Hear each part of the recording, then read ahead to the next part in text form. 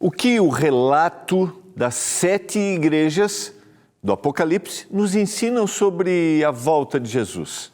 Hoje nós vamos estudar sobre esse tema e sobre a Batalha do Armagedon, o grande final ou o início de uma nova história para a humanidade. É agora no programa Escola Bíblica.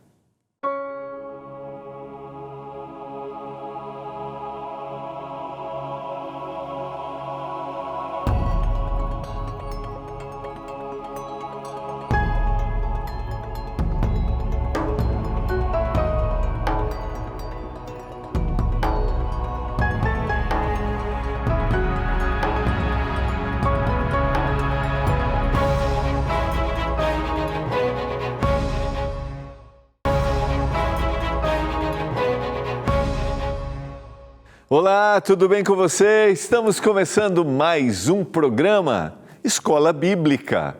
Aqui a gente tem a oportunidade de estudarmos a Bíblia, isso mesmo, de conhecermos mais da Palavra de Deus através dos nossos guias de estudos que são produzidos aqui pelo nosso Departamento de Escola Bíblica. Esses guias sistematizam temas, ajudam a gente a entender mais da Palavra. E a partir de segunda-feira que vem, a gente começa um novo estudo, um novo guia, Educação de Filhos, autoria da Darleide Alves, que é a nossa apresentadora aqui na TV Novo Tempo. Mas quero dizer para você que a gente está chegando ao final da cura do pecado, estamos na lição 7, a gente conclui hoje, e amanhã a gente faz, amanhã e quinta, a lição número 8, tá? Que é uma continuação, esses dois últimos temas são continuação. Então, quero ainda motivar você a pedir seu guia de estudos. Por quê? Porque a gente vai ter a oportunidade você vai ter a oportunidade de acompanhar todos os programas que a gente fez, tá? A gente está concluindo, mas você tem todos os programas no nosso canal do YouTube, no NT Play, então você pode fazer aí o seu estudo, acompanhar, tá bom? Não esqueça de pedir, a gente vai aparecer na sua tela, tem mensagem pelo WhatsApp, tem o nosso site e tem também o nosso telefone para você ligar, ok? Combinado? Então não deixe de pedir o seu guia de estudos, A Cura do Pecado. Vamos orar a Deus nesse momento para que o Senhor nos dê iluminação ao estudarmos a sua palavra mais uma vez. Quero dizer para você que talvez não tenha o hábito normalmente de ler, de estudar. Se você está chegando aqui pela primeira vez, é natural que a gente tenha preconceito, que a gente tenha barreiras, sabe? É natural. Então, abra seu coração para estudar, desmistifique preconceitos quando a gente vai falar da Bíblia e abra o coração e tenha certeza que vai ser uma grande bênção para a sua vida. Vamos orar a Deus nesse momento? Pai do céu, obrigado porque estamos juntos para estudarmos a Tua Palavra. Obrigado porque o Senhor nos dá iluminação, o Senhor nos dá entendimento, que a gente tenha o coração aberto nesse momento para a gente entender os Teus propósitos para a nossa vida, que é o grande final, a erradicação do pecado, quando a gente vai viver em um mundo transformado. A gente pede isso em nome de Jesus. Amém. Quero convidar você a abrir a Bíblia. Ontem a gente concluiu, eu vou resgatar, porque a gente não apresentou todas as igrejas. Quero convidar você a abrir a Bíblia no livro do Apocalipse, que é o último livro, é um dos livros proféticos que a gente tem aqui na Bíblia, o único livro profético do Novo Testamento. No capítulo 2 e no capítulo 3, a gente tem o que eu falei ontem, né, só para resgatar aqui, a mensagem que é conhecida como a mensagem para 7 igrejas. Essas 7 igrejas eram comunidades religiosas que existiam, 7 cidades, algumas delas ainda existem, era a região da Ásia Menor, hoje a região da Turquia. Então, essas 7 comunidades receberam 7 mensagens. Eram problemas específicos que essas comunidades enfrentavam dentro da realidade que elas tinham. Então, as dificuldades que os cristãos tinham. Alguns desses cristãos começaram animados na fé, depois desanimaram, e o Senhor dá um conselho. A gente tem uma sucessão, nem todos recebem a mesma forma, mas a gente tem elogio, a gente tem repreensão, a gente tem conselho. Mas todas essas têm uma coisa em comum. Por isso que eu escolhi compartilhar com você. Todas essas igrejas têm uma mensagem de recompensa, de esperança. E a gente começou a analisar ontem, ao vencedor eu vou fazer isso.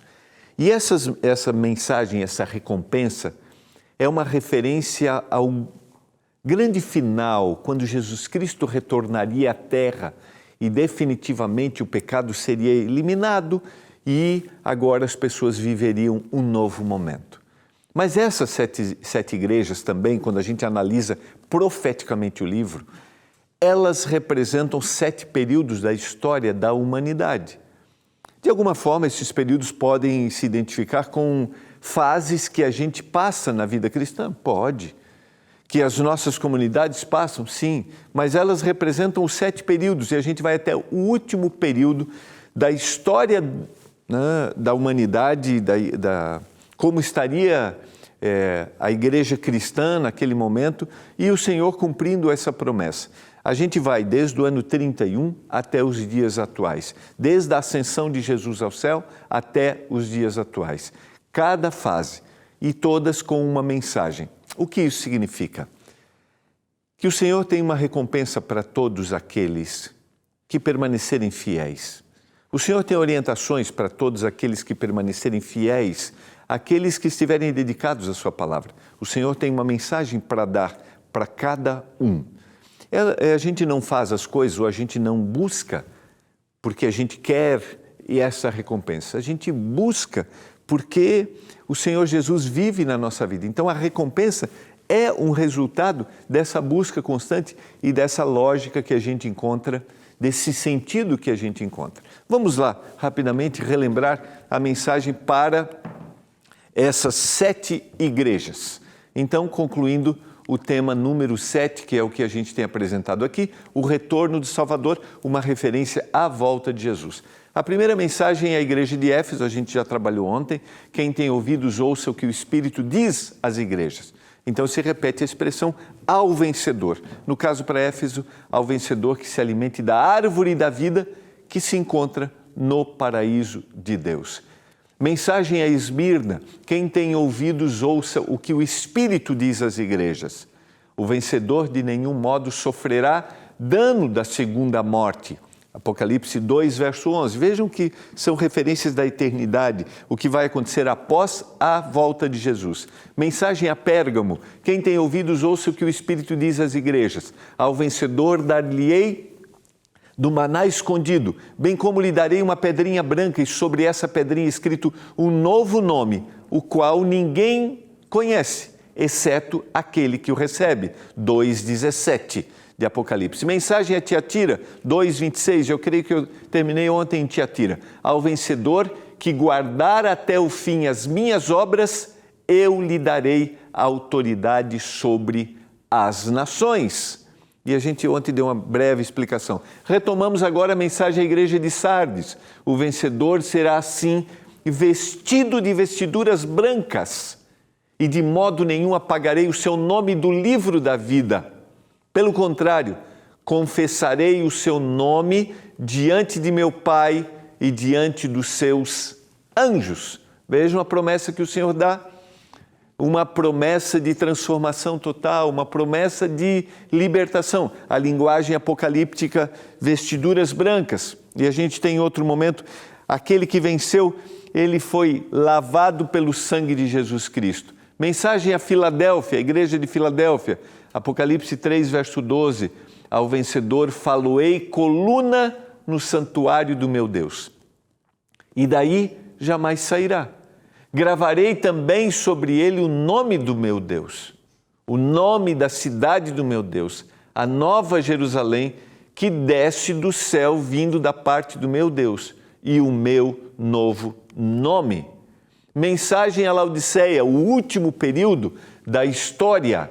Ao vencedor dar-lhe-ei sentar-se comigo no meu trono, assim como também eu venci e me sentei com meu Pai no seu trono. Dá para perceber que todas essas mensagens têm algo em comum? Todas se referem ao final vencedor para aquele que foi fiel dentro da sua esfera de conhecimento, que é um grande mistério, e o julgamento divino para cada um será dentro dessa esfera de conhecimento. E isso, só o Senhor que é justo que pode fazer esse julgamento. Essa é a primeira coisa. Segundo, todas essas mensagens, ainda que a gente está falando de vários períodos desde o início lá da história do cristianismo, em todos os períodos a gente tem uma referência futura. E essa referência futura se refere à volta de Jesus, que foi o que a gente trabalhou ontem. Eu não sei se você acredita ou não, se você aceita ou não a volta de Jesus, mas quando a gente vai para o texto bíblico, a gente encontra mais de 2.500 vezes referências a este grande acontecimento. E para mim aqui tem algo muito lógico, faz muito sentido, e eu trabalhei um pouquinho isso ontem.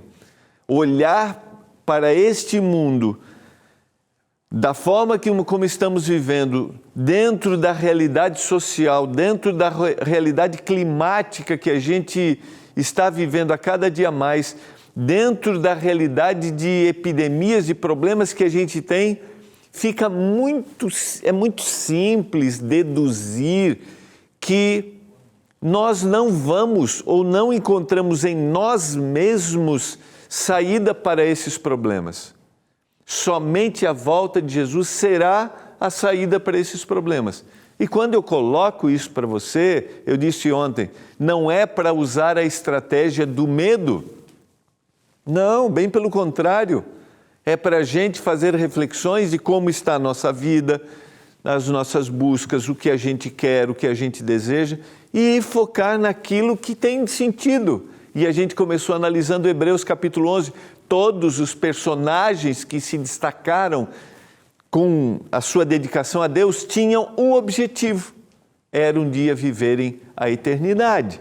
Então, agora a gente quer que você faça reflexões. É esse o desejo do seu coração, um dia viver a eternidade? E agora eu quero fundamentar um pouquinho mais isso no que está escrito em Apocalipse, o capítulo 16. A gente poderia analisar, daí a gente teria que estudar todas as 7 pragas, a partir do verso 1, mas eu quero só me referir à 6ª praga, que é o que a Bíblia diz, que é o secamento do rio Eufrates e a batalha do Armagedon, para fazer uma referência, destacar o quê?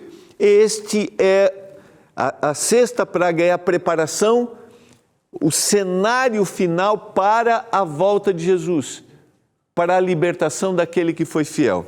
Começamos, capítulo 16, verso 12.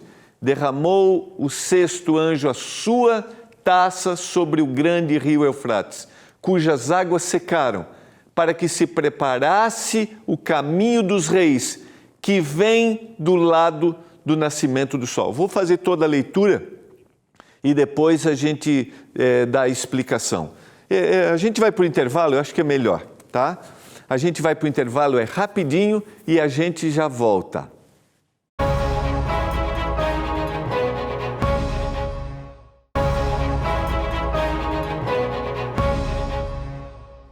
Estamos de volta, você está acompanhando o programa Escola Bíblica. Estamos estudando o nosso guia Cura do Pecado. Estamos concluindo o nosso estudo. Essa semana a gente vai concluir e quero motivar você a mandar uma mensagem para o WhatsApp, acessar o nosso site ou ligar no horário comercial. Está aparecendo aí na sua tela, tira uma fotinho, tá? Manda uma mensagem para o WhatsApp, eu quero receber o guia. Ou você pode acessar o site, daí você vai ter lá o estudo, clicou em cima do estudo, 5 passos bem simples para você preencher e aí você vai receber aí. Ou você pode ligar no horário comercial para a gente, é o 0 operadora 12 21 27 31 21. Lembrando a você que os nossos guias, que é o nosso material didático da nossa escola bíblica, são distribuídos gratuitamente para os nossos telespectadores, porque tem o patrocínio dos Anjos da Esperança. Vamos lá? Vamos ao nosso estudo aqui. Estamos falando sobre o retorno do Salvador, o grande evento final, e eu quero fazer a referência aqui à sexta praga. A gente começou a ler o texto, derramou o sexto anjo a sua taça sobre o grande rio Eufrates, cujas águas secaram, para que se preparasse o caminho dos reis, que vem do lado do nascimento do sol. Vamos ler todos os versos. 13. Então vi sair da boca do dragão, da boca da besta e da boca do falso profeta 3 espíritos imundos semelhantes a rãs, porque eles são espíritos de demônios, operadores de sinais, e se dirigem aos reis do mundo inteiro com o fim de ajuntá-los para a peleja do grande dia de Deus, o Todo-Poderoso. E eis que venho como ladrão. Bem-aventurado aquele que vigia e aquele que guarda as suas vestes, para que não ande nu e não se veja a sua vergonha. Verso 15. E o verso 16, então os ajuntaram no lugar que em hebraico se chama Armagedon. Então a gente tem algumas referências aqui para a gente explicar. O que é, para alguns, a Batalha do Armagedon? Primeiro, é uma guerra de proporções globais. Essa é uma visão que algumas pessoas têm. Segundo, para algumas pessoas, o Armagedon é o local próximo ao Monte Carmelo, onde haverá uma batalha específica. Uns dizem que é uma batalha geral e outros que é um local, que é o o Vale do Megido, né? Numa tradução do hebraico. Não há muita precisão nisso, mas essa é uma referência. E neste local, que hoje seria no sul do Líbano, ali próximo a Israel, no Oriente Médio, neste local haverá uma batalha específica. Se concentrarão algumas nações e alguns chegam a especificar essas nações. Quando você faz um estudo mais detalhado, que não é o nosso objetivo aqui, você percebe que esse local não teria condições nem de comportar o número de soldados, de armamento para essa batalha. Mas essa é uma referência que existe. Uns dizem que é uma guerra global, outros dizem que é uma guerra específica num local específico. Agora a gente não pode esquecer que estamos falando de um livro simbólico, que é o livro do Apocalipse. Então nós temos muita simbologia e referências ao Antigo Testamento. São 404 versos, mais ou menos, e desses 404, deixa eu ver se eu até tenho anotado, eu acho que são 276 versos, desses 404, 278, que estão presentes no Antigo Testamento. Então, uma grande parte do que a gente encontra no livro do Apocalipse são referências do Antigo Testamento. Então, a gente tem, vamos aqui na sequência, a gente tem um livro simbólico que faz referências ao Antigo Testamento. E para alguns, e aqui fica o mais lógico que eu queria apresentar, a Batalha do Armagedon é um conflito final entre os poderes do mal e o reino de Deus, uma guerra espiritual, que é um conflito, ele vai existir e ele prepara o grande final. E aqui eu quero voltar ao primeiro verso. Eu vou fechar a tela, pode fechar a tela e voltar ao primeiro verso que eu li agora do Apocalipse, por gentileza, produção? Só para eu não precisar voltar aqui, só para a gente fazer uma análise rápida. Então vamos partir do que a gente entende do contexto de que estamos falando de uma batalha espiritual. Uma guerra, um cenário que se prepara. É como um fruto que está amadurecendo no pé e agora chega o grande momento, que é o momento da volta de Jesus. A grande esperança que deveria haver no coração. E como eu já mencionei, o grande momento que vai transformar a história da humanidade. E essas referências espirituais, por exemplo, a gente tem que as águas do rio Eufrates secam. Essa é uma alusão a um acontecimento que a gente tem lá no livro de Daniel, capítulo 5 e o capítulo 6, que é a libertação que o povo de Deus recebe do jugo de Babilônia, da prisão que eles tinham, da opressão de Babilônia, através do imperador Ciro, que entra na cidade através do secamento, desvia as águas do rio e ele entra pela cidade. Águas na profecia simbolizam povos e os poderes que seguem na descrição, eles recebem influência dos povos para a perseguição dos filhos de Deus.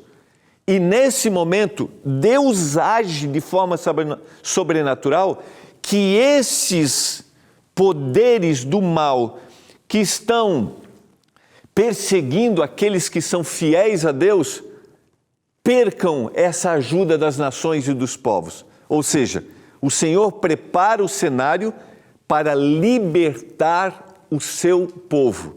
Quando eu digo libertar o seu povo, vamos olhar de forma global. Pessoas fiéis em todos os lugares do mundo, porque nesse momento Deus está trabalhando com todos.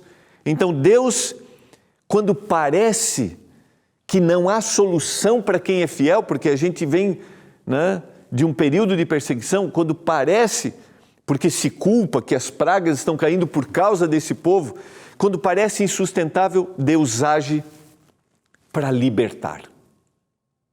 Deus age para dizer assim, não, chega, é hora de vocês receberem a recompensa final, aqueles que são fiéis.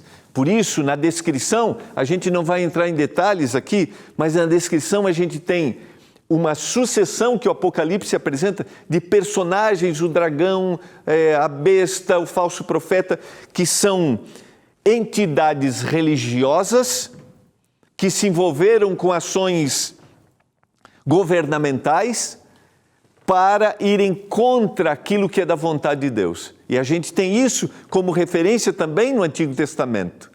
E agora, Deus vai libertar definitivamente o seu povo.